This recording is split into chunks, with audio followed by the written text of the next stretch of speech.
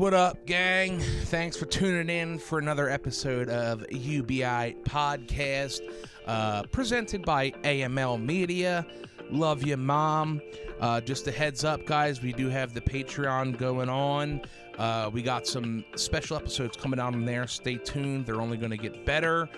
You get to see some of our smoke breaks, some of our behind-the-scene things, and maybe even a little bit of our vacation you'll get to see. We got some cool microphones coming in. I am Gene Labordi, off camera right now, putting lotion on his elbows. His rhino elbows is my brother and co-host Steven Labordi. Off camera, doing all the hard work, is Rachel Labordi. Like I said, check out the website for, we got some merch. Get yourself a t-shirt, and then sign up for the Patreon. You get some special behind-the-scene things. We got a cool episode for you. We're going to talk about my neck surgery, how it went well and how it's going bad now, and also give you some survival tips. Don't steal them from us, but you can take some recommendations. Come along for the ride. This is You Be Aight podcast presented by AML Media. Love you guys. Let's go! So to continue the off-camera talk, we're talking about don't ever get an exotic animal, I think is what it comes down to. Definitely not a chimpanzee. Chimpanzees are Brutal. They're too smart. They're smart enough to be evil. Evil. Because like other animals, you're like, oh, they're doing that for a food source. They're doing this. But you said the fucking they're using tools to beat their women. That's where they use branches. They are our lineage for domestic abuse. That's part of their systematic hierarchy. That's part of their structure, is they keep the women in check by smacking the shit out of them. And they're so strong. Oh, yeah. Oh, yeah. But compared to a human, I mean, you got no shot. Yeah, dude, like one adolescent chimpanzee could come down here and murder us if it wanted to. Oh, no doubt. We'd have no... And, you know, it's great. A lot of times they immediately go for genitalia. Yeah, the genitalia in your face.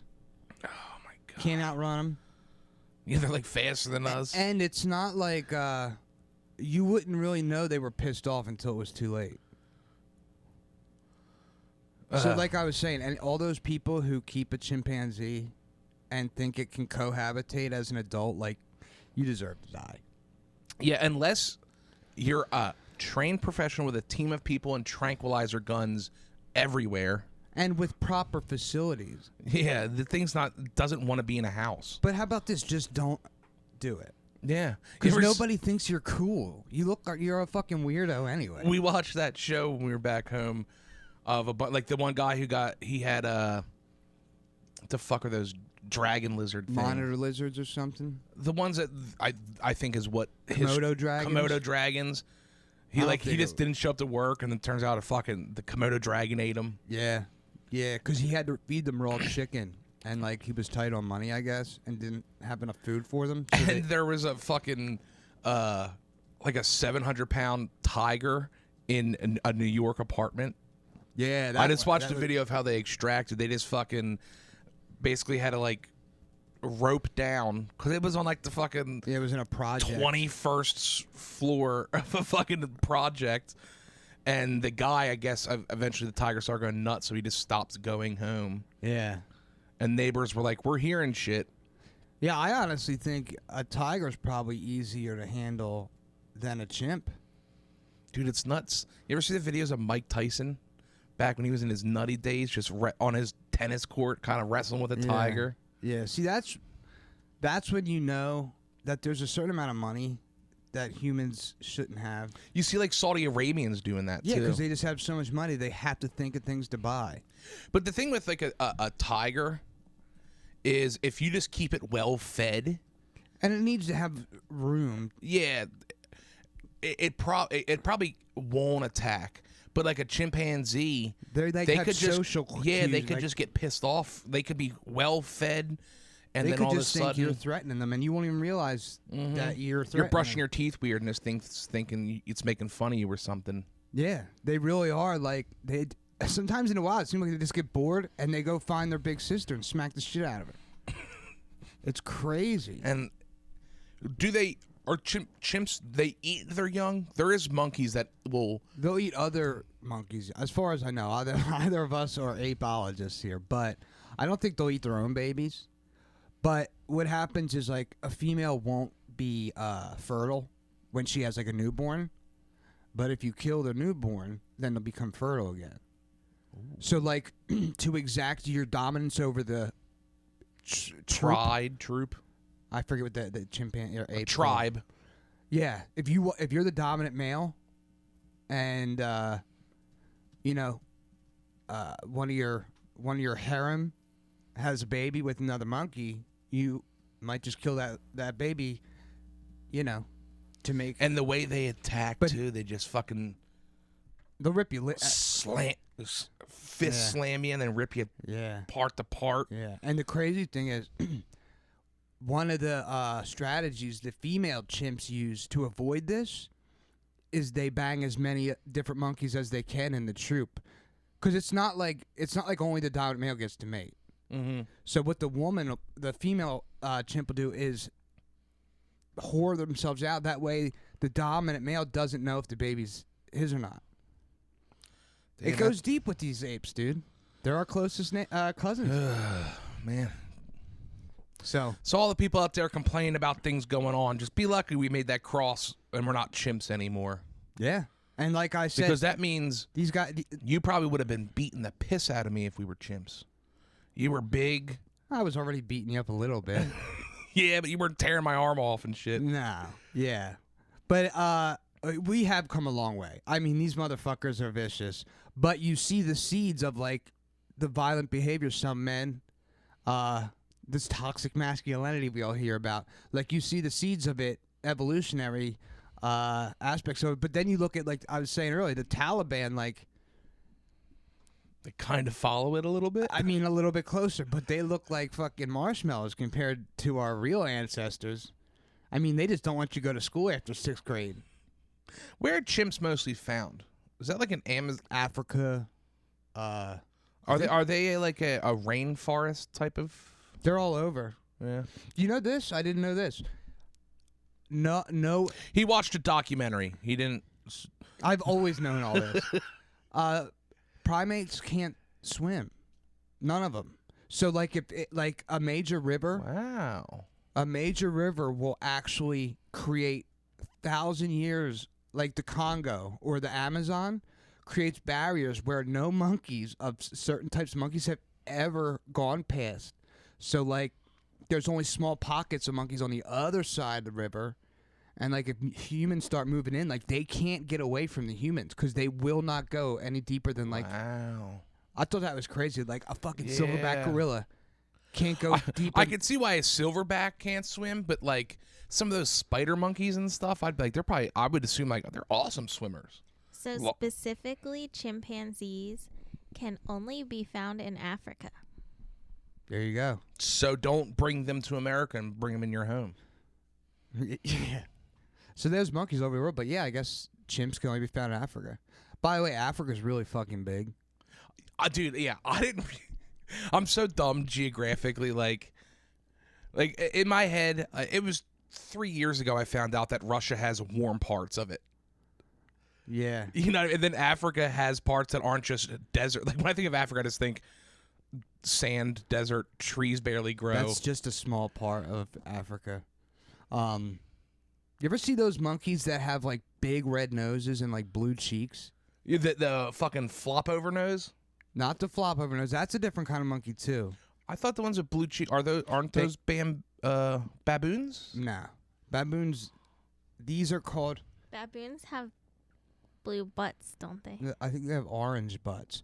Yeah. All blue monkey butt butts is are the gross. monkey I'm talking about. They're called fucking... They should be called blue butts. But it's crazy. The reason they say that they have, like, blue butts and, like, all the monkeys in West Africa, it's a really heavily forested area. Like, there's nothing but trees. So they have really flamboyant faces and butts so that they can see each other walking through these deep forests. Mandrills. Mandrills. I've heard that. They're crazy looking, aren't they? They're like fucking baboons with scary faces. And they only exist in, like, one country. Central Africa. It's like the one from Lion King that holds him Oh up. yeah, one of those things. Whoa, their snouts are gnarly. They are. And the more dominant the male, the more vibrant the face and butt. That's how it is in birds a lot too. Fuck, dude. Could you imagine? No, I would shit myself and die on the Look spot. at that fucking those fangs, Yeah. bro. No wonder. And they don't really eat meat. That's why I love like folklore and old stories. We talked about this before, kind of like how pirates, they were like the Kraken type of thing. Mm-hmm. They just might have seen a squid and they were like, "What the fuck is that?" Plus, yeah, and then by the time they get home, it was 1,000 feet long. Could you imagine? Plus, as men, we like to talk up our adventures. Yeah, because if I came across this thing and survived, It'd be I would 20 be times telling you, I was bigger. like, I punched it in its face, and it ran away, and it was blue, red. I'm pretty sure it had a knife in its hand. It had bloody mouth. It was bleeding from the mouth. Wow, that's But here's the thing: these badass looking monkeys, they don't actually even fight each other. Like, they just intimidate each other to become the dominant male. It's really weird. Like, they look so vicious and scary. They look like they're made to fight. that thing. It doesn't look real. That thing looks fake. Horrifying. These pictures. Oh my god! Imagine seeing. I'm not leaving Pennsylvania ever. Pennsylvania is a great state to exist in. I was thinking about this the other day. For the coming weather catastrophes, we're really well situated, far enough from the coast, where we're not going to get hit by a tsunami. Which, if you want to do an episode on tsunamis, I know a lot about tsunamis. Okay, so what I had written down in my little book here. Look at my fancy book, guys. Moving up in the world. I had two things that I really want to talk about. Let me just finish on tsunamis real quick. Okay, well, I was going to say, Or I'm on going to get. Pennsylvania. Okay, because I want to get in the survival talk, because we've had this talk a lot, and I want to let the fans out there, the few that are listening, give them a little All right, insight. you want to get the surgery out of the way? Just I was an going to say, update? yeah, let's get the surgery out of the way. Okay, let's do that. Had my neck surgery. We talked about that, what, 2 episodes ago? Just last episode, because it was right before I was about to have it. 2 episodes ago. Last episode. You Happened because we episoded on Sunday, and I had my surgery on Tuesday. And today Anyway, is when it doesn't matter. whoever had the cyst removed out of my neck. Holy shit, was it way bigger than I thought. It was about the size of a golf ball, but it looked like it had tentacles hanging off of it. Yeah. Little update.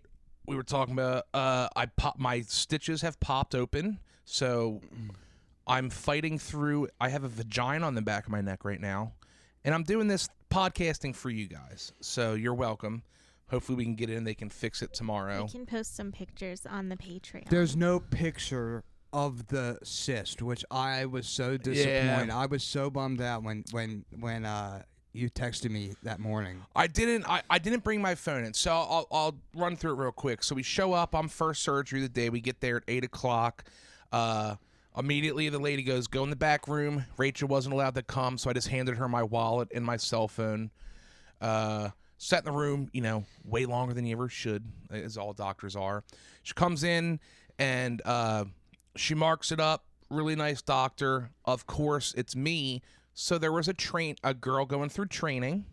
So I had 3 people in there. Immediately said, "Take off your shirt," which I'm totally fine with. Did they? Mm-hmm. I guess that makes sense. Sat me down the seat, got me situated, and then my heel hit the lever that popped the seat all the way down. So we had to re-get myself situated and refix me. She marked it up. And then the most painful part really was when they numb you up, because she just shoots you with a needle 100 times around. And that numbing agent is something special. It really is crazy. But the numbing doesn't get rid of the Feeling. the pressures and stuff. Yeah. So I don't even feel her cut me open. She lets me know, "Hey, I'm about to start." And she's very talkative, trying to distract me, kind of, the doctor. She cuts it out. I didn't feel anything until when the cyst was about to get popped out. I could feel the tugging of the tissue. And I didn't realize how deep this thing is, because when I felt it felt like a small marble, but it's like an iceberg. It's way deeper in there. So she got pretty deep in there. of cutting it open, pulled it out. It was very successful. She was able to get all of it out. And then when she's closing you up, it's weird. You can feel the stitches. Like, you can feel her pulling your skin. Because, you know. She went several layers deep into the dermis. I think I have 3 layers of stitches. Yeah, that's deep. Yeah. To the point where she kind of said, like, if it got any bigger, we were getting to the point where this couldn't have just been like a topical surgery. Because it is on the back of my neck. There's a lot of shit there. There's important shit back there, yeah. But pulled it out successfully. Felt weird at one point. She got so deep that the numbing agent wasn't there. I felt it hurt. Butthole puckered. Yeah, that's that pain we were talking about. Like, you get cold and then real hot, and then like I was looking at my hands and they got real white, and so I started trying to distract myself, and I did the thing that I did at my wedding because our photographer was late, so I had to stand in front of everybody, real nervous. I thought about the scene from The Office when Kevin spills the chili. That's a go-to for me because it's funny and it can help distract me. But sewed me up. I got to look at it. It was in like a vial type of thing. It's a specimen jar. Yeah, with liquid around it. So I didn't get a great look, but it was almost triangular-ish shape, pyramid shape. Mm-hmm. And at the base where it was deepest in my neck, she said there was like blackheads basically grow off of it. So inside. Yeah. So it kind of had like a tentacle-ish look to it. God damn it. I want to see it. I so know. bad. I know. But she said I did well, that I'm a tough boy. I didn't get a lollipop or pain medication. But yeah, so it all was good. Got healed up. I'm supposed to go back in 2 weeks to get the stitches removed, but I think through sleeping last night, and Rachel, we can pop the picture up if we want on this. My stitches popped, and so right now I can feel my skin flabs. Like when I turn my head, I can feel them moving. Yeah. Not painful, really weird feeling. Well, yeah. It's like when you have like a nail that like you cut too deep and it's like hasn't all the way come off yet, and you're like, I have to take this off, you know what I mean? But it's hanging by a thread. So I can imagine the bottom of it where it's ripped feels like it's real close to just being a gaping vagina. And you can see in the picture, like she just kind of like spiraled a stitch down where it popped. You can see that it's like it's loose in the one spot, and you can see the holes where it was. Well, the big concern is you cannot afford to get some kind of infection in there. No. Something she's gonna have to remove again. But we did a good job, Rachel. Basically, the doctor said just put a huge glob of Vaseline on there to help keep it moist, and that also helps protect infection getting in there because it's basically just a gooble over it. And we bandaged it up, and then hopefully tomorrow I can get my stitches fixed. Good stuff. Successful surgery. I'm glad before last episode we were talking, I was like, I fucking hate that I have to do this. Seeing that thing come out of my body, it was I'm necessary. really glad I got that out of my body. Maybe you should take that attitude into all doctor relationships. Yeah, you were like freaking out the night before. You were like, I want to cancel. I don't like these. It's you guys don't get put in these situations the way I do. It's not comfortable. And I know in the moment, the doctors are always very nice and comforting, but it's that anxiety building up to it. That night before, I wasn't sleeping well. I knew I had to wake up early, and it's always that sitting in the office by myself. They go, doctor will be right in. Well, it's 20 minutes later because they're prepping and getting everything ready. But this is all normal shit, though. I know, but I just don't want it to have to happen. I get anxious for it, okay? I'm allowed to have feelings, people. I'm just saying this should be a positive reinforcement that maybe going doctors is something you should do. I go to doctors more than you. I don't have any issues going on. It will happen, and then you'll get anxious. But, yeah, no, I'm glad I got it done. I'm surprised that you so cavalierly and casually mentioned that you had to pop the top off. That's good. Yeah. Once again, when I'm there, when it's happening, I turn the personality on, if you will. I think you're just worried about every doctor's office you go to the first time, or like seeing them. Like you just worried that they're gonna be like, you need to lose weight. Well, that's the thing, and it's always the yeah, obviously. Like when I first got these cut open, like during the pandemic, and I kind of that doctor, Rach, that doctor was kind of an asshole, right? The wound doctor who cut me open. I mean, he didn't. He just kind of cut it open, and that was it. Not an ass, but he was just very like, because I was like, what can I do to help prevent this? And he was like, well, you're kind of overweight, and there's a lot of friction there. And I was like, all right, well, man. No, he explained there the way the tissue is. That made sense. He didn't want to be. I feel like he dealt with very serious things, and this was just let's get this fucking over with. Yeah, that wasn't an appointment for any was an prevention. emergency. That was an emergency I know, extraction and get you out. Could have been a little bit nicer, is all I'm saying. And obviously, every doctor I see, sometimes I'll preemptively go like, I know weight is an issue, but like, is there anything else? No, you just got to lose weight. Okay, cool, thanks, dude. I just feel like that's something you got to get used to, though. My mom's like Plus, you 60, and every doctor she goes to tells her that. Yeah, I know I have to lose weight, but that guy could have been like, hey, just maybe run it with a washcloth before you get it. Something like I'm just out here. What you want are kid gloves, and you're a grown up, and you do need to lose weight. But I doctors. kids glove. I guess They're doctors. Well, my dermatologist, she kid gloved me, and I liked it, and it felt good. Well, you should let your next doctors know, like when you set up your appointment, like I like kid gloves. I put up with. It's not like I'm like you being mean to me, but it's just a lot of people. I know all about it. I've had to get on scales in front of doctors. It's not even. A lot of people have anxiety of going to doctors, and I do. I follow through and go with them. Sometimes. What, Rachel? Has there not been something I followed through with a doctor? You canceled your regulars with Dr. Scott. Well, I don't need anything from him right You now. needed to make sure that He had a your plan. blood work stayed good and that you were staying on your plan.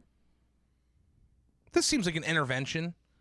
Are we Maybe even it is. Are we even filming this? This is intervention. This is the worst intervention I've ever seen. Well, we were talking about doctors. It came up. No, I know. I admit to it, right? Do I not? I get anxiety. And Dr. Scott, by the way, is like the coolest dude. Well, he's like, I couldn't imagine, Listen, if like something popped up, or I was feeling a pain or something, I would have no problem calling him and following through. But that's the thing. He can't help you for these emergencies if you never go in between. I just haven't needed okay, I'll do a yearly checkup or whatever, but I just haven't needed anything from him. Let's move on. My blood pressure's been decent. How often do you get your blood pressure taken? Yeah, have you been checking it? At the store, we have the machine. I check it. It's a little high, but nothing. I feel like you should be able, like, because you know what it feels like when your blood pressure is high. Yeah. So Blood I haven't pressure had. is a silent killer. I get that. At the store, we have the machine. I check it every once in a while because I'm concerned about it. I don't want being to be a man crazy. is like, we're already our hearts, like, women rarely die of heart disease and fucking. And it doesn't even, you don't even have to be overweight to have heart problems. That's scary. No, and I do know what it feels like because I got put on blood pressure medication, and before that I was getting the feelings of like I'd get like a weird pressure in my neck. I could feel my pulse and my face would get real hot and whatnot. I haven't had, if I feel those things, I have no problem. Dr. Scott is awesome, and I will go to him if I need it. But you can have high blood pressure without feeling it, too. If you want me to go to Dr. Scott, Rachel, I will. This is what this seems like. I'm just telling you that's real information. He knows all my stuff. I tell him I'm very honest with him.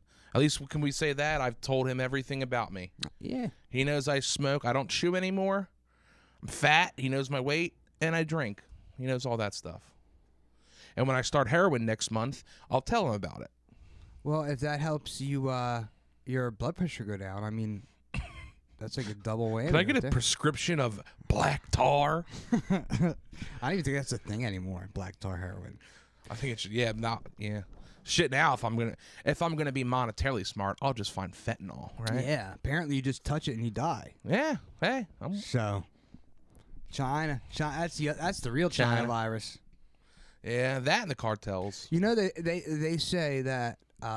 And not when I say they, I mean like the Pentagon and like real intelligence services say that the fentanyl influx from China is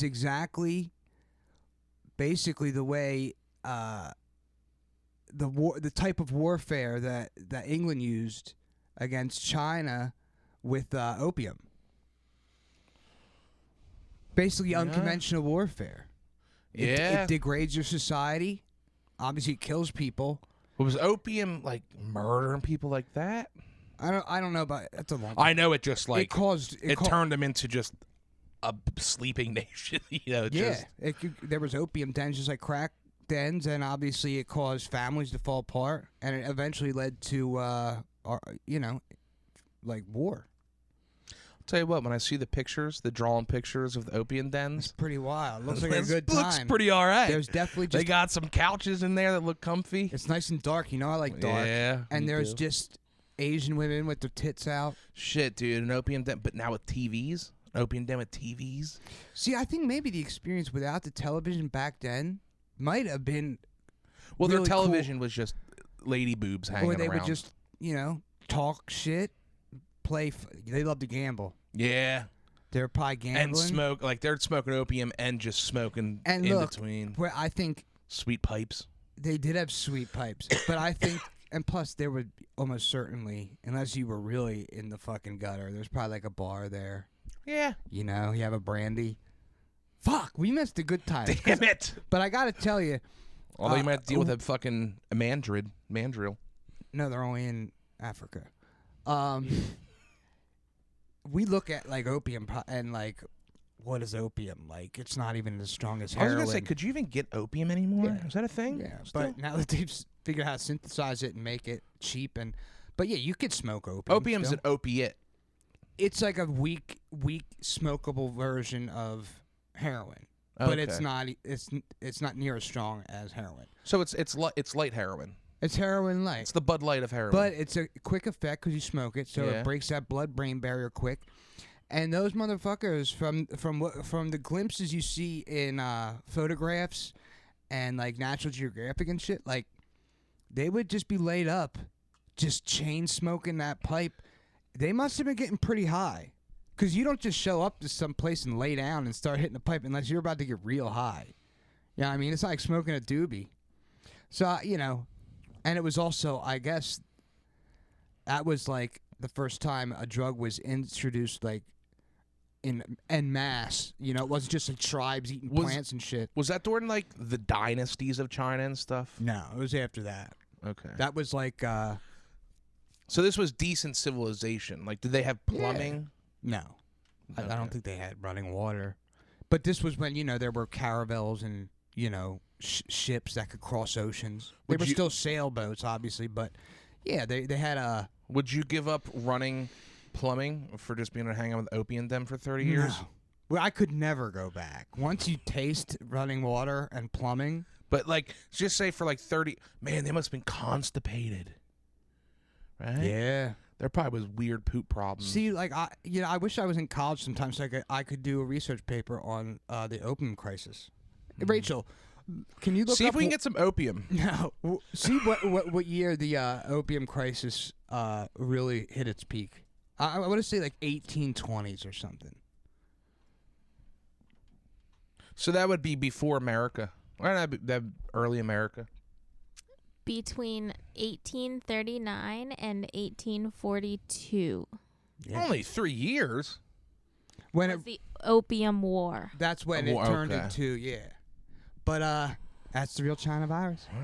Coronavirus. It ain't bad. I could never give up plumbing. No. I might turn some things in though. Think about the idea though of like instead of so do you think it was like they didn't have pubs? They just had like a big ass house at the end of the block that Yeah, they had dudes bars and shit. They still had bars and pubs like every other civilized nation. Was it illegal? Not at first. Hmm. But then it started to destroy towns. Yeah, because people aren't working. Society, yeah, spending all their money just on... And then I think what happened is that the Chinese government was like, "We're not having this anymore. This is illegal, just outright." And then the money fountain got cut off, and then Britain was like, the East Indian Trading Company was like, "Yo, Crown, we're losing a lot of money here. Send in the warships," and they did. Rachel, look up what's the derivative? Like, is it the poppy seed that makes opium? That's I all think opium. it is, yeah. Is it? Yeah. Can you just buy poppy seeds and grow them? You can grow them. Remember when we watched Ozark? We're going to pause and go to Amazon It for only just a couple becomes of minutes. illegal when you start to synthesize it. So, like, you could milk your own poppies and rub it on your beehole, I guess. You ever see how they milk? I did, yeah, because it's like a stem and then like a It's pretty. They're pretty, actually. acorn kind of green. Well, yeah, before they thing. flower, it's just like a bulb on top of a stem. But, yeah. How do they synthesize heroin? With chemicals and... Like, do they just take that thing, grind the plant up, No, and then... I think they still milk it and then take the poppy milk, break it down with probably some kind of acid, and it basically concentrates it, and then they cook the chemical, whatever is the result of that chemical compound. Then they synthesize that down and get the dirty stuff and the extra out of it, and it just becomes a pure opiate. Because in a plant, there's all kinds of different things that are. Could you just take poppy milk? You would need the chemicals to make. Like, if you drank enough of it, could you get high? Definitely. You probably get sick. It's mixed with a calcium solution. Oh, I got some calcium pills. Let's get some seeds, guys. What are we doing here?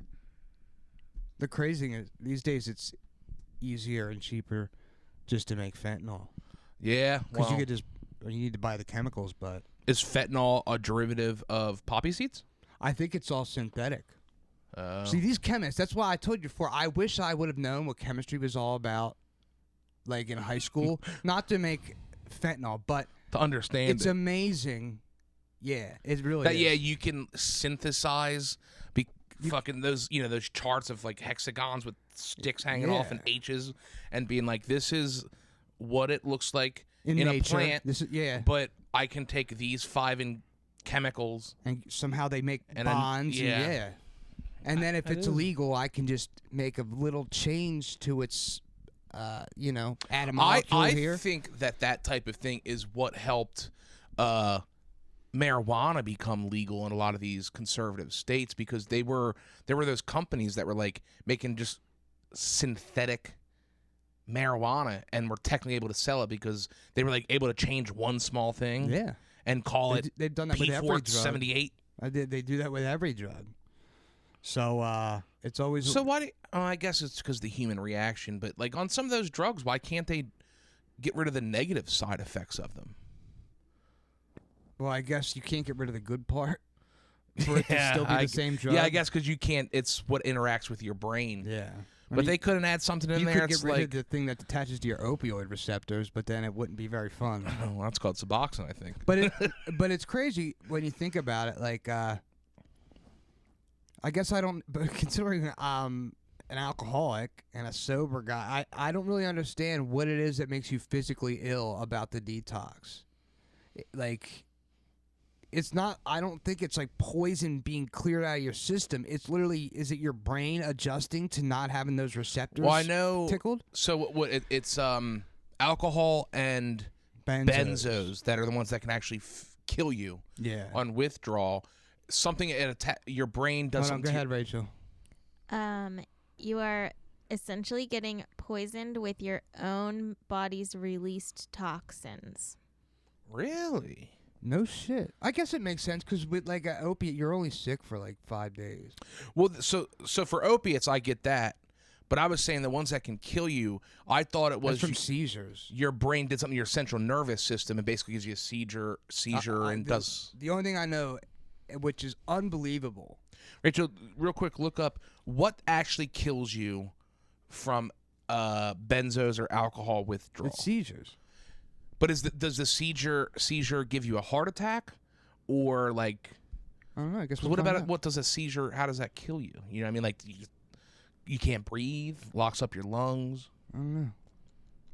But while she's looking that up, I'll say, it blew my mind when I found out alcohol is the only drug known to man that affects every single cell in your body, from your toenails to your hair follicles. I couldn't believe that. And it's crazy too, because it's the longest people have been smoking and some sort of fermented alcoholic beverage in like all of societies. Yeah, it's crazy. Go ahead, babe. There are two notably concerning symptoms of alcohol withdrawal that can cause death: seizures, which can also lead to choking, aspiration, or physical injury, or delirium tremens. That's wet brain. Otherwise known as DTs. Serious condition presents a number of dangerous symptoms of withdrawal, such as confusion, disorientation, hyperactivity, seizures, heart attack, and stroke. Now, if you looked deeper, we would have to actually do. Delirium tremens is the scariest fucking thing that can happen to a person. What is it? It's basically like your brain you drink yourself into such a bad state that your brain cannot make connections anymore. It's misfiring. You break your brain. It's really fascinating, honestly. Hallucinations. And you don't recover from it, I don't think. This is not tremors, by the way. Tremors shaking. Yeah, that's what I'm connecting. No, because I'm that's something that anyone can get. Just delirium is it's like when you're tripping on mushrooms, something. You might have hallucinations or weird things going in your brain, but you're tripping. Mm-hmm.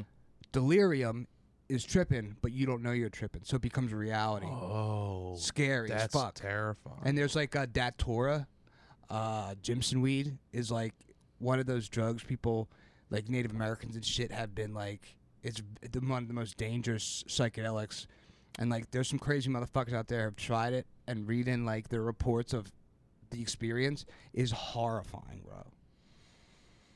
I'm gonna have some weird ads for a while. You be the aight. Brain scares me, dude.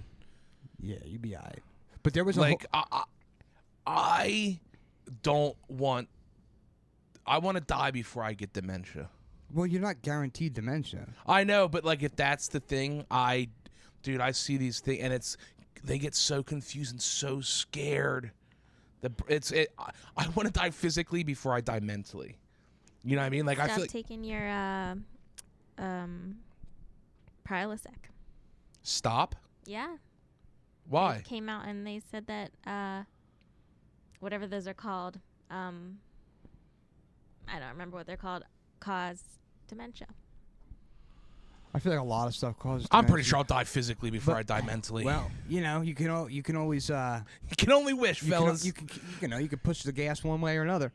But what's crazy about dementia and Alzheimer's, it's not your brain breaking down. It's actually a buildup of some kind of calcium or something in your brain, and It seems that on its surface it would be something they could figure out a medication to break down that buildup or whatever. But I could be wrong. I don't know shit about shit, but I think by the time that buildup happens, it's too late.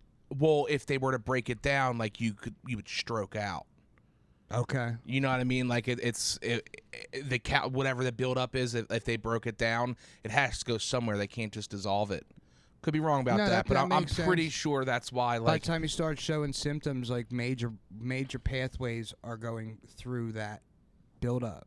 I just hope if I get dementia, I resort back to it'd be cool getting dementia and just being yo, fucking, I'm back to a kid. Just fucking cartoons are funny again or something. That's how it works, but that would be nice. Did you ever? I've told you about this and you don't remember because I was by myself and Dad came down. A couple doors down from us, there was a Latina family that lived there. And I came down one day on like a Saturday or Sunday. This was like, so I was in like 4th or 5th grade. It was one of our first years in that house. There was an old dude with a t-shirt, like a white t-shirt and whitey tighties. An old dude standing in our living room. Because we never locked our door. Yeah. And I came down, and he was just kind of standing there, looked at me, and kind of just like did that. And I sprinted upstairs and grabbed, maybe, I don't know if Mom was there, but Dad came down and realized it was the grandfather that was living with them. He had dementia and got confused and just walked into our house. Yeah. No, I had no idea that happened. Yeah, ever. that was, and that was like So my what first. happened? Dad just like took him back to his house. Yeah, I don't know if Dad took him back to the house or went to the house, because I remember like the people coming to the house. Okay. So yeah, like I think Dad might have just opened the door and they were like, "Where's Grandpa?" That's at? one thing. Like, Dad could Yeah, handle I a remember situation like that. Well. I'm being like, because I was confused at first, because I'm young enough, being like, "Do we have company or something?" Well, there's some people who would just get mad. Yeah, and he And, like, because he freak was out on he them. was just totally just like he was in confusion. Yeah. And was just kind of like looked at me, and I was like, did we have people here? And I went upstairs, and then Dad came down, and Dad had no panic to him. I mean, the guy's like old and senile, so what the hell's gonna happen? Well, really? yeah, but it's just some people are like the shock of Because having if that a happened to me stranger in the house. now, I might like have just immediately pushed him hard onto the ground. Especially in his underwear. Yeah, that's weird. Yeah, he was just in his whitey tighties and It's funny, a I white t-shirt. I don't remember you ever telling me about that before either. Yeah, that was it was early. I remember being early on because Plus, we lived in a pretty good neighborhood. There was fucking. they ended up moving out. Like that family moved out. That house has had a lot of people circulate through it. But let's do so. We'll introduce a new segment that we're excited about. Smoke break. Okay, so it's going to be on the Patreon. We're about to go hit our smoke break. So when we do these recordings, halfway through, we like to go smoke a cigarette. And me and Steven have a lot of great conversations during those. We're just goofy or nothing at all. We ordered special microphones. Yeah. That are going to be coming. I'm excited to test those out. We're fucking legit. And that might bring on some more things. Might do some more behind the scenes stuff. Going to Rock and Roll Hall of Fame. Maybe we'll do a little test with those. But for this first one, we don't have the microphones yet. But Rachel's going to record Smoke Break, and that's going to be on the Patreon. Rachel, how do they get to the Patreon? Patreon.com/AML MEDIA. There you go. So you sign up, you'll get to see some of the behind the scenes. We got our one secret episode on there right now. Yeah. Which, by the way, if you do check out that episode, you know, a lot of trouble, you know, don't trouble yourselves over it because, you know, for the most part, nothing happened. At the time, I was like, this might be incriminating for Steven, so let's hide it behind the paywall. But we're going to put more stuff on there. Never too late, though. Never too late. I might change my mind. But we'll put some of the behind the scenes stuff on there. We're going to be going on the vacation, so a lot of stuff will be added on there. So sign up for the Patreon. Also, go to our website. We have merch out now. You can, and it goes up to a 5X, so it'll fit y'all. We need to have content on the Patreon. We're getting there. Yeah. We're starting. We're really digging in. And we have a very reasonable price. So very reasonable price, and even for the merch, we took a smaller cut so you guys can rock some of our stuff. But yeah, let's do a smoke break. check out our bonus segment, Smoke Break, only on Patreon. All right, back from smoke break. For those following us on the Patreon, you can watch that. It was fun. Had a little storm happen at the end of it. We're hit with gale force winds out there. Yeah, and that's without the microphone, so it's only going to get better, folks. Got to see, it was a nice full moon, cool looking moon out there. Got to wave hi to the neighbor. We did get to wave hi to the neighbor. And got some, some gym short talk happening there. So tune in to Patreon to get some of our secrets of how we live our lives. But what we were kind of, previewing earlier is I want to get into some survival talk. Okay. So you were talking about monsoons or what? Tsunamis. But I had a dream the other day. This isn't dream talk, so don't worry, guys. But dude, it was so realistic. You know, I get very realistic dreams. And I woke up panicking because it felt real. It was when the power went off for like 2 hours. It was one of my like in between dreams. We've talked. We have a pretty good rundown of what we would do if, you know, not even zombie, but you know, the grid goes down. Yeah. Now let's be totally transparent. We have a framework. We don't have a plan. Framework, correct. But a framework doesn't do shit if this happens. So let's we'll set some parameters, okay? Let's take away the zombie thing. It's been done a billion times. And if that does happen, let's hope they're slow walkers and this would still work. I want to put on record that that's not going to happen. Okay. For all you zombie people out there, you're corny. And if you do, there's people out there that want that to happen. Watch The Walking Dead, or not The Walking Dead, The Last of Us. Watching that, I realized I do not want that to happen. I like all of the New World commodities. I like a flushing toilet. I like being able to get medicine. But let's just say grid goes down. All right, so let me lay out just the emergency, okay? Power grid goes down all across America. If it goes down in the rest of the world, whatever, but in America, that's what affects us. So the grid goes down. Okay, they say food supplies in stores will last 4 days.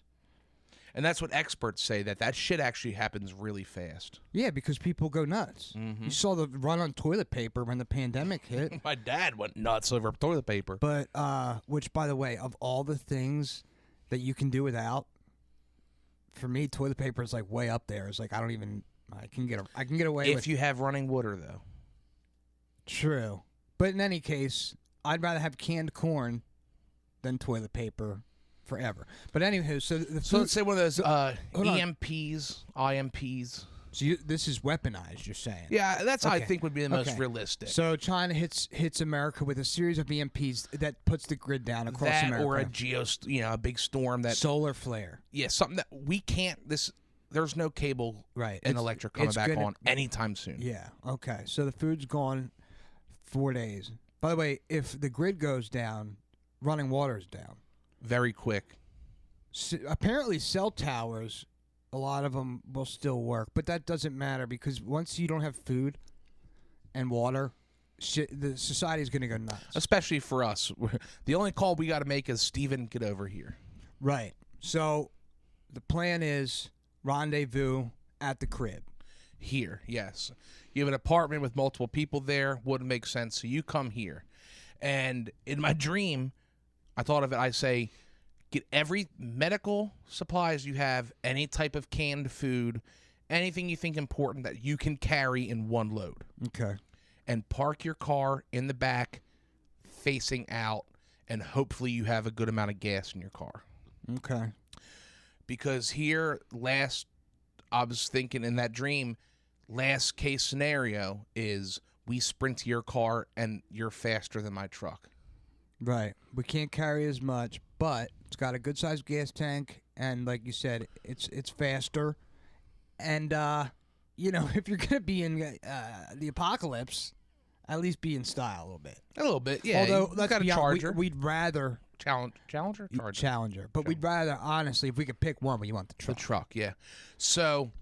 But it might be good to have the two vehicles if we can convoy it. But I don't think that's a good thing because just to get as much until I run out of gas in the car. So here's my thing. So this is where I'm going to start it off. So this happens, and we're lucky enough you get here, you bring a couple stuff in the house. We'll have a little bit. We'll have water enough to last the three of us 2-3 days. And like I was saying, Pennsylvania is awesome. Fresh water is not a huge concern. Yeah, and we always have a decent amount of noodles that you can just cook with just some water, a couple canned goods, rice. Some of those things. But our main concern is we can't stay here. No. All right, so the first thing, when that happens, I'm bringing my truck, and I'm parking it on my front lawn as close as I can to the front door, driver's side of the door facing The house. the house. Okay. That way, if we have, we have to get out of here, we all can jump in that truck quick. My thing is, do we bring the dogs?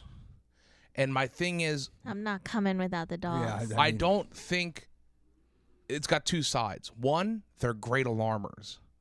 They can hear stuff and they'll start barking, but do we want them to hear everything and bark at everything? I think we just have to write that off because Rachel's not doing anything with dogs. And I think as a tactical decision, if we were going pure pragmatism, I think it doesn't hurt to bring them at first, but they could become a liability. But you might have to ditch them, and then this is life or death. Okay, so I think we can throw them in the truck, and we always have a big bag of here's food. the thing: they're not outdoor dogs. They probably could. No, not probably. They couldn't fend for themselves. No. So we would have to feed them and stuff. So that's the only problem. Would be like if we were really like up against it, but they can come. Here's the thing: I'm thinking we bring them. One, like I said, they're good alarmers. You know what I Definitely. mean? Like if we had a park that we drive a while, and we have to sleep on the side of try and find a little thing. They do have good hearing, and they will alarm us. They'll bark their fucking heads off. Right. As long as we don't. I would rather have to ditch them into the wild than leave them in the house. Yeah. I don't think they're going to make it. I would feel better. The only time they would become a liability is if we had to hide. Yes. But so we're not dealing with zombies. We're dealing with off the grid. So Right, but hiding from people is more dangerous than zombies. True. They're also, and I'm being serious here. If it really came to it, we could eat them. We're talking a real Not a lot of scenario meat here. on them, but no, yes, but, we could. But so we're spitballing here. We're spitballing here. But before we talk about any of the plan, all right. So we got the food in the truck, or in worst case scenario, my car. We got as much food as we can bring. Let's say water. with the grid in this neighborhood, I don't think we're gonna have to escape in your car. So I think we're gonna be able to take the truck. Me too. And so hopefully I have a good amount of gas, or we can fill up. Let's just say best case scenario. That's where I was going. Okay. Fuel is a big deal here, especially that initial rush. But also, when that grid goes down, those pumps don't work. So we have to. Do you know how to siphon gas? Yeah, you just basically have to have a tube or something. You Something suck. small enough. But it would be like that would suck to try to fill your tank by siphoning gas. We usually keep the truck as pretty full. Okay. All right. So let's say good news, we just fueled up. well, you got enough for a day and a half of driving or whatever. In the truck, about 400 miles full tank. Okay. So let's say that's best case scenario. I have a little bit of protection. Right. You have enough protection for a three-person group. We're not armed to the teeth. If I talk about this, What? your mom don't like guns. Okay. All right. Well, I have plenty of ammunition for my .40 caliber handgun. Okay. Plenty. I bought in bulk, and we have a 9mm as well. So for the three of us, we should be okay with that. So At least to keep ourselves from being taken advantage of. yes. In that initial phase, we'll be fine with the two handguns. So we can. So let's say She'll we get to a the, shotgun now. Everybody should have a piece. I want. I've been telling you. I got to be honest with you. With a shotgun, I'm not fucking with you if I'm not a part of it. I'm also very, very good at clay shooting. There you go. I'm very good. I'm just saying, shotgun are such a great deterrent. Mm-hmm. Like, because anybody can shoot a shotgun, really. So yeah, but anywho, so Because a lot of people, when that first surge happens, they're gonna go try and raid Dick's and Dunham's to get weapons. Right. So we don't want to have to go there. no, that's part of the plan is not to have to do that. So what we've talked about before, our first stop. Right. If we think things are going bad, we're going to a library, right? Yes. Yeah. It seems to me to be not something everybody will think of, for one. while everyone's at Dick's, there will be some emergency supplies there. At least something, because it's a municipal building. And we're bringing enough. We're thinking in this household, what you bring, we can get 3-4 days if we thin it out. Yeah, and it will be in a. The plan, in my opinion, is to find a public library that's not in Pittsburgh.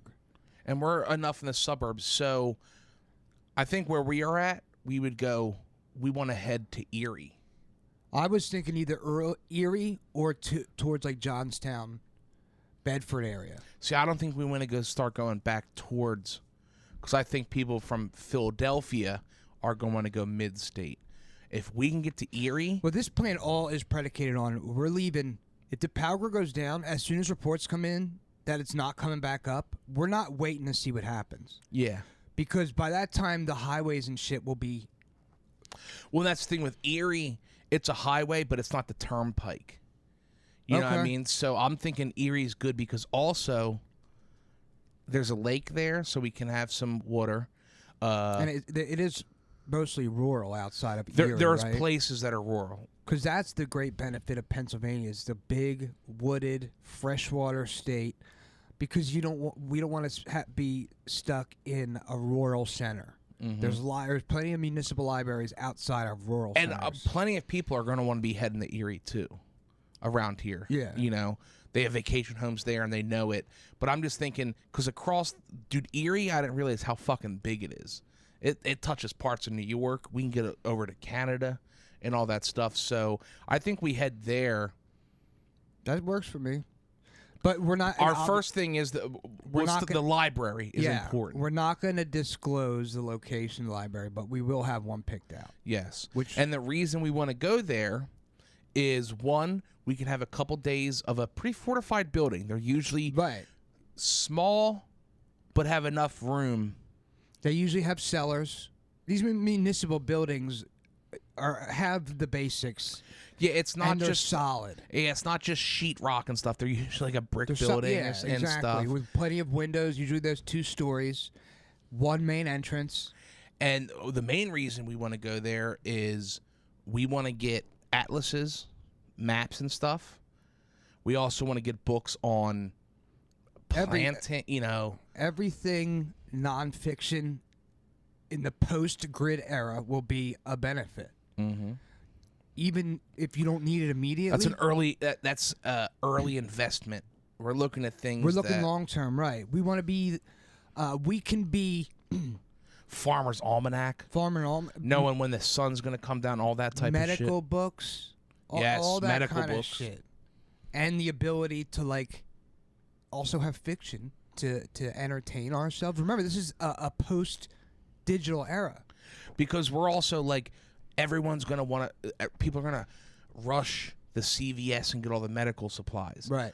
We don't want to be in competition to try and get guns or medical supplies or food. But at the same time, we need something to bring to the table to barter. Exactly. So this is where we can leverage the knowledge. That's why people didn't kill doctors. That's why they would put the cross on the helmet of medics in war. We don't want to kill people who know how to save people. Right. And the immediate fears and dangers most people will not think long term of what can sustain us once we realize all the stuff we don't know, and we will have the paper copies. And in a perfect world, we can stay there and leverage that out for the stuff we need. Yeah, but we don't want to get into the armed battles because eventually people will go, we ran out of shit. I don't have the internet, library. So that's why I think we've talked about we go to the library early to grab that shit and then move. The problem is books are big and bulky. Yeah, but I'm thinking. And I was also thinking a lot. 30, 40 books. We could pick 30 to 40 books that has all the information we would need. I don't know. It would be really hard for me to leave those books. I was thinking maybe we get a scenario where once we lock down this building and we show that we have a plan, we can bring people into the fold. Not big groups, but there's going to be plenty. So you're thinking, because that's where it differs of what the situation is. Of course. Because if it is gridlock and we get in there, you're thinking we kind of become the information center and we start to try and build a small community around that library. Yeah, because we're being responsible with one of the most important resources left on the planet. Damn it, I'd have to start reading. I can read it out loud. You would have good. to be. You would have to become the oracle. I would. I'd be the scribe. In this situation, Rachel would have to be the managerial situation.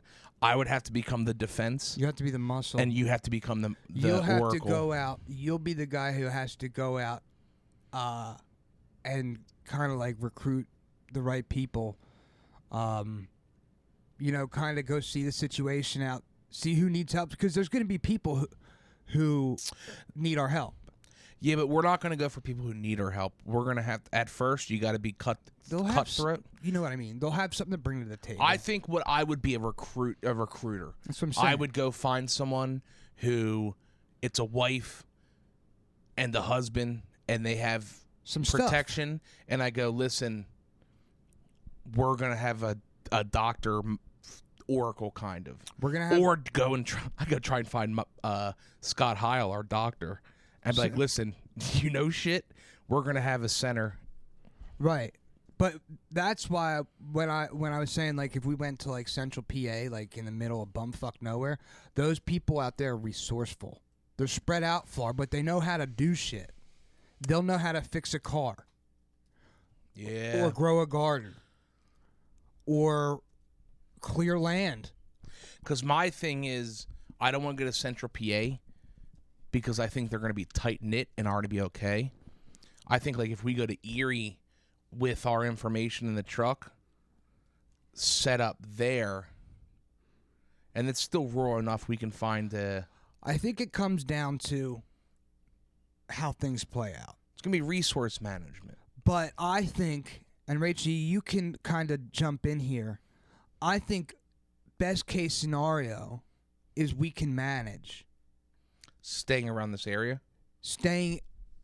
Locking down a good, solid building with a resource that we can share with people around us who need it in exchange for proper respect.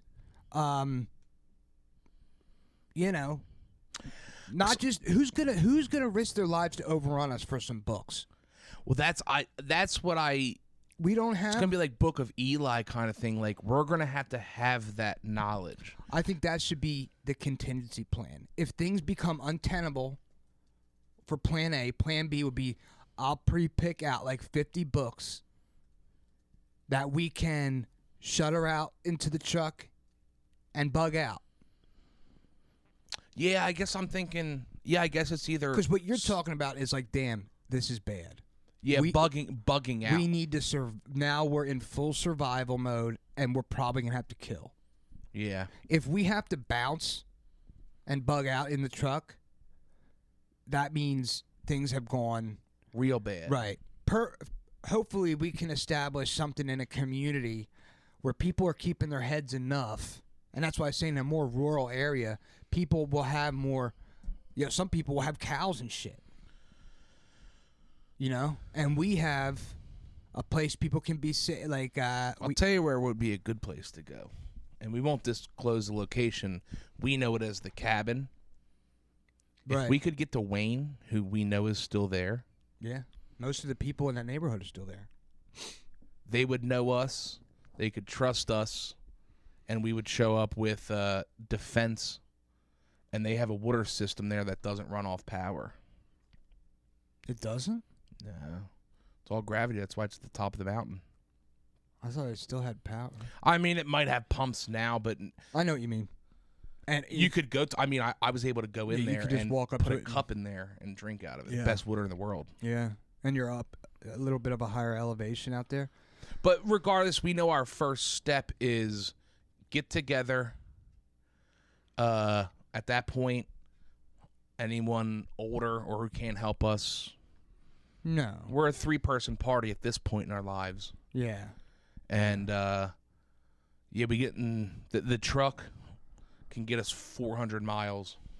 And there will be ways to get fuel. It's just if we tried to get fuel around here, I think it would be a waste of time. Yeah, we got to get 100 miles out. Because, and that's another thing that would be nice about a library. I guarantee you they have a generator. That's one thing I just want to get in my normal life. Well, yeah, okay. But yeah, get that going. Then you really need fuel, so. You keep it. That or you just jack a vehicle.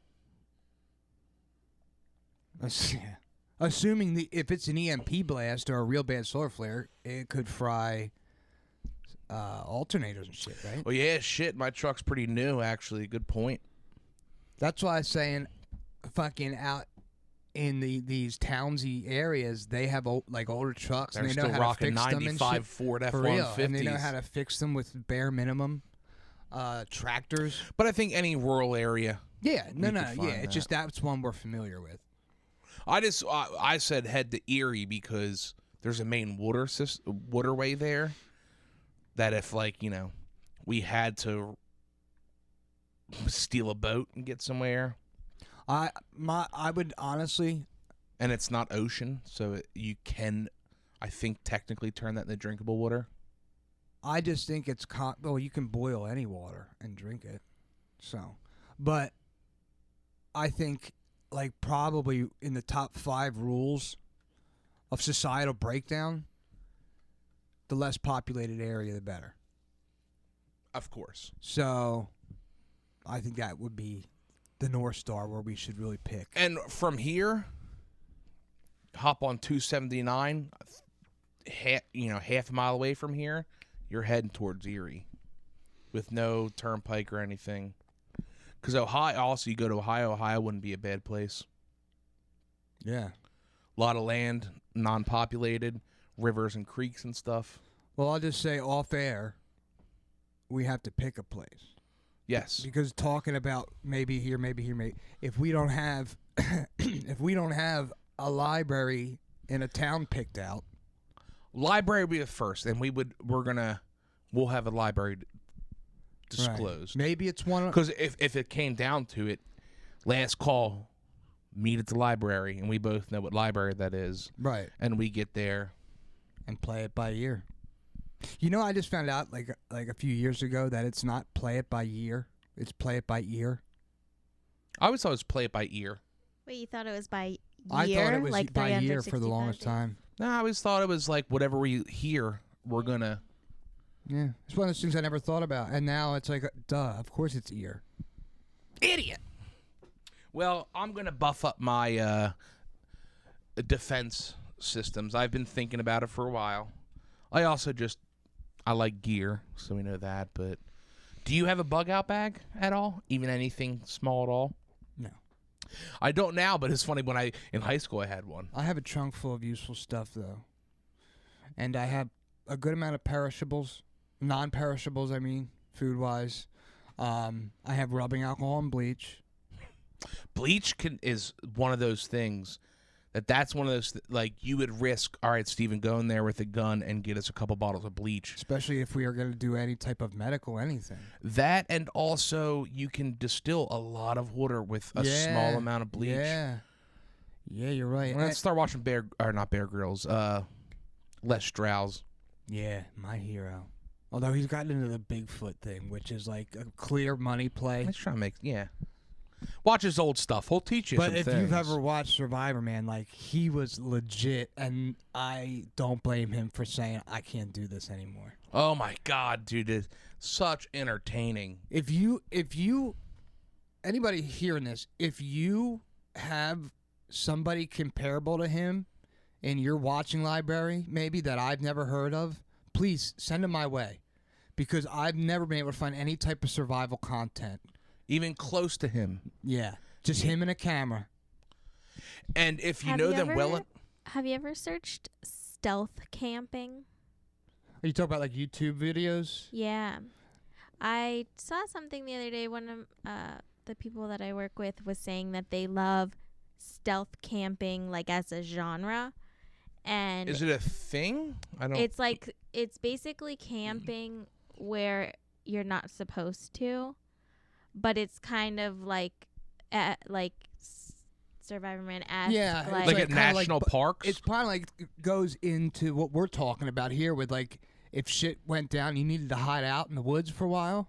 like That- it's not necessarily hiding, but it's like making use out of places that aren't meant for camping or that you're not technically allowed to be there. Check this out. Perfect example. There's a movie. It's excellent. I'm gonna find the name of it. It's about. I think it's a true story. It's about a father and a daughter who were living in like a national park, like in Seattle. Like Is right, it real or fake? it's a real location in the world. Okay, because there's one. Okay, go. But anywho, the movie, like they're living out there for a long ass time, like And they years get years caught. and they get caught. We plan to we watch watched that it together. together. Yeah, that's what I was gonna say. Is it fiction or nonfiction? I don't remember if it was based on a true story or not. I don't. Yeah, but because they go in the town on foot to get their Yeah, stuff, and then and then she kind of gets a little, too adventurous, and then kind of gets them caught because someone and sees then they, her. like live in a campground. But that's kind of what it sounds like. Stealth camping is like living where you're not supposed to, off grid. Well, because I was thinking a lot of the rock climbing or climbing movies, because like in national parks you're only allowed to stay there for Yeah, like they 4 all these days out of the crazy rules. year. So People like, ruin everything for everyone, dude. Because those let them climb the shit. No, but they start becoming bums and just living yeah, there. true.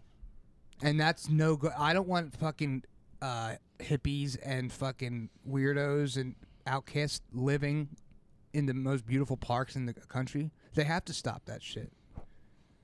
But anywho, If we were still back in Langhorne, if we were back in Philly, I seen the land and how crazy it is, but that I would go, let's just go to 215 Humeville Road and we'll fucking camp back in there. no one wants to go there, and we know and that we know river. the lay of the land. We can eat some crawfish. And we know where we can scrap some supplies Yeah. from the old junkyard there. And cop a little bit of the heron. Yeah. Yeah. Real quick on the bug out thing. I think realistically with our plan, we really need to consider locking down that library and staying there, because you talking about stealth camping made me think of your affinity for the woods and camping, and I really think being in a building, unless it's absolutely impossible to I survive. would, if it came down to like something serious, I would just throw up poop. I would probably Yeah, but die of esophagus cancer quick. the people with you have to tolerate you and how miserable you would be vomiting every time But someone you know shit. what? That's why they say they undersupply and give the Marines shitty living situations. Toughen 'em We up. want to keep you pissed off. Yeah, toughen them up. I get to the point where I go, I hate this fucking shit. I ain't afraid to end somebody for a couple apples. Let's hope the grid stays up. Trust me. I am not one of those guys that are like, I wanted to. Nope. I love running cold water. I love air conditioning. I just love sleeping in a bed. I could deal with no air conditioning. Shit, my apartment today was 75 plus degrees. It sucks because in this, I would be best fit as a homemaker. I would be good at making good soft beds for everybody, but I'm a man with large stature, so I would have to. Yeah, you. You don't have to fit into gender roles. Yeah, right. No, that's the thing. In this bug When out scenario, you when do. shit goes I'll downhill. I'll be the muscle. Oh yeah, because I don't even think you can load my gun. I'd have to be one teaching you guys, like, guys, this is what a safety is. This is how you load it. The reason I'm the oracle on the scribe is because You can read for more than 20 minutes. Well, yeah, that. And I already have some prior knowledge to build off of, but I'm terrible with a gun. I could tell. Well, that's what this. That's one thing. Now that you're here, we'll get you out to the range. We'll get you more efficient. like close to 5 times I've been out. I'm just with a handgun. They make me uncomfortable. I sweat from my face, and they make you wear goggles so the goggles fog up. Well, in this scenario, you don't have to wear the That's goggles. true. And that's seriously a major I've taught issue. Rachel to be comfortable around. It's funny, not even from our family, but we'll get you a gun. Okay. I personally think, and I don't think everyone should own a gun, but every American should know how to safely operate a firearm. I can shoot and operate like a rifle, and I'm actually really good with them. Something about a handgun makes me, I'm just not good with it. We'll get you there. But it's not like I'm not afraid. It's just I'm not good at aiming them. No. Well, that's a whole science. Like I miss. But that's the thing about a 40 caliber. Practice. Yeah, right. I only got to touch you with it. It's putting you and down. you're gonna be you ain't coming at me. Yeah. But that's also I do want to invest into a nice shotgun. I love clay shooting. It's one of the biggest things I miss because I used to be able to go with the carnies and stuff, and get a nice rifle. Once get a little cash. Once the Patreon kicks off, get us. Yeah. Well, you'll be protecting us, guys. Yeah. Yeah, and if you subscribe to our whatever other more expensive Patreon subscriptions we may have in the future, we'll let you in. I will make videos of me teaching Steven how to use a handgun. Yeah. And his nervous little fingers. Maybe that's how we can figure out who we're going to bring with us to the library. Good point. Just in case. Yeah. Because we don't have any useful friends, really. There would be one. They're too far now, but the one person I would call on that I'm around here, Ruffner's got more energy than a 5-year-old child. But now he has a kid and a wife, so that wouldn't. Yeah. That's definitely a liability. Unfortunately, a young kid. But he would be our scout. If I were to think of people around here, we could or Murph, but he has a wife and a kid now too. Someone we could send out and be like, "Don't come back for 2 days." Yeah, here's rations and go scout out a spot. Yeah. Okay. But well, I think that'll do it. We're probably hitting around time, right, babe? Thanks for listening. Survival Talk. We'll touch on it here and there, but I truly want to say to the fans, you be all right. The world's a hard place. Hopefully the grid does not go down, and don't come anywhere near my library unless you're a friend. But I'm Gene Labordi. This is my co-host, Stephen Labordi. And doing all the hard work, making the merch, making the Patreon Smoke Talk is my great wife, Rachel Labordi. This is You Be Aight podcast, and this has been presented by AML Media. Love you, Mom. Thanks, everyone, for listening in. Have a good time. Stephanie, shout out. I know you've been listening. Joey, shout out. Thanks for all the Labordis listening to us and all the fans out there. I think that about do it. We got dinner coming up and the Big J Okerson special. I can't wait. I love Big J. Good for him. He deserves it. Peace.